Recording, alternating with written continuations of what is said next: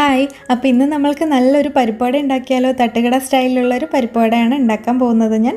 അപ്പോൾ ഈ ചാനൽ ആദ്യമായിട്ട് കാണുന്ന ആരെങ്കിലും ഉണ്ടെങ്കിൽ ഒന്ന് സബ്സ്ക്രൈബ് ചെയ്തേക്കണേ, ബെൽ ബട്ടൺ പ്രസ് ചെയ്യാൻ മറക്കരുത്.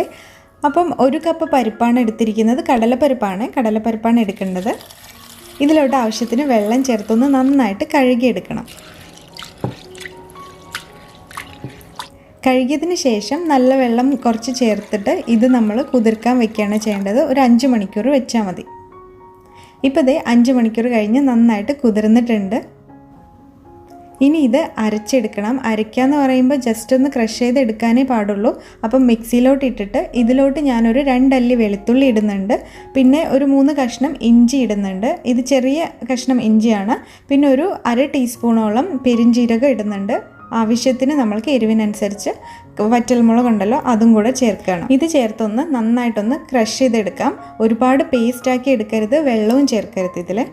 അപ്പോൾ ഇത് നമ്മുടെ മാവ് റെഡി ആയിട്ടുണ്ട്. ഇനി ഇതിലോട്ട് സവാള ചേർക്കുകയാണ്. ചെറുതായിട്ട് അരിഞ്ഞ ഒരു മീഡിയം സൈസ് സവാളയാണ് ചേർക്കുന്നത്. ആവശ്യത്തിന് ഉപ്പും ചേർക്കുക. പിന്നെ കറിവേപ്പിലയും മല്ലിയിലയൊക്കെ ഉണ്ടെങ്കിൽ അതും കൂടെ ഇപ്പോൾ ചേർക്കാവുന്നതാണ്.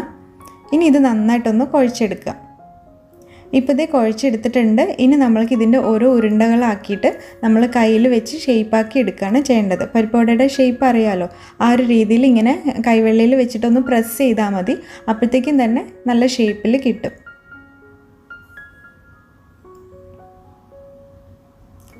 അപ്പോൾ ഇതുപോലെ തന്നെ ബാക്കിയെല്ലാം കൂടെ ഉണ്ടാക്കി എടുത്തിട്ടുണ്ട്. ഇപ്പോൾ 1 കപ്പിന് നമ്മൾക്കൊരു 12 പരിപ്പുവടയോളം കിട്ടിയിട്ടുണ്ട്. ഇനി എണ്ണ നന്നായിട്ട് ചൂടാവുമ്പോൾ ഇതെല്ലാം ഫ്രൈ ചെയ്തെടുക്കുകയാണ് ചെയ്യേണ്ടത്. പിന്നെ മീഡിയം ഫ്ലെയിമിൽ വെച്ചിട്ട് തന്നെ ഫ്രൈ ചെയ്തെടുക്കണം.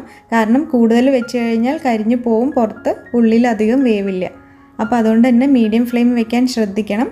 എന്നിട്ട് ഇനി 2 സൈഡും നന്നായിട്ട് മൊരിഞ്ഞ് ബ്രൗൺ കളർ ആവുന്നത് വരെ നമ്മൾക്ക് ഫ്രൈ ചെയ്തെടുക്കാം. ബ്രൗൺ എന്ന് പറയുമ്പോൾ ഒരുപാട് ബ്രൗൺ കളർ ആവണ്ട, അപ്പം കരിഞ്ഞ പോലെ ടേസ്റ്റ് വരും.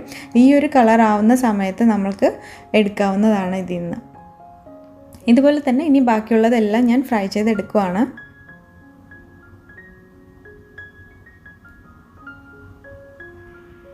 അപ്പോൾ ഇത് നമ്മുടെ തട്ടുകട സ്റ്റൈൽ പരിപ്പുവട റെഡി ആയിട്ടുണ്ട്. നല്ല ടേസ്റ്റിയാണ്. ഇതൊക്കെ ചേർത്തിട്ട് നമ്മൾ അരയ്ക്കുകയാണെങ്കിൽ നല്ല ടേസ്റ്റി ആയിട്ടുള്ള പരിപ്പുവട തന്നെ കിട്ടും. എല്ലാവരും ഒന്ന് ട്രൈ ചെയ്ത് നോക്കണേ.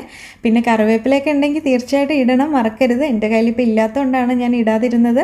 അപ്പം നല്ല ടേസ്റ്റി തന്നെ ആയിരിക്കും ഇത്. എല്ലാവരും ഒന്ന് ട്രൈ ചെയ്തതിന് ശേഷം നിങ്ങളുടെ അഭിപ്രായങ്ങളൊക്കെ കമൻറ്റ് ചെയ്യാൻ മറക്കരുത്. അതുപോലെ തന്നെ നിങ്ങൾക്ക് ഈ വീഡിയോ ഇഷ്ടപ്പെട്ട് കഴിഞ്ഞാൽ ഒന്ന് ലൈക്ക് ചെയ്യാനും ഷെയർ ചെയ്യാനും ഒക്കെ മറക്കരുത്. അടുത്തൊരു വീഡിയോയിൽ ഇനി അടുത്തൊരു റെസിപ്പി ആയിട്ട് കാണാം. എല്ലാവർക്കും താങ്ക്സ്. ബൈ.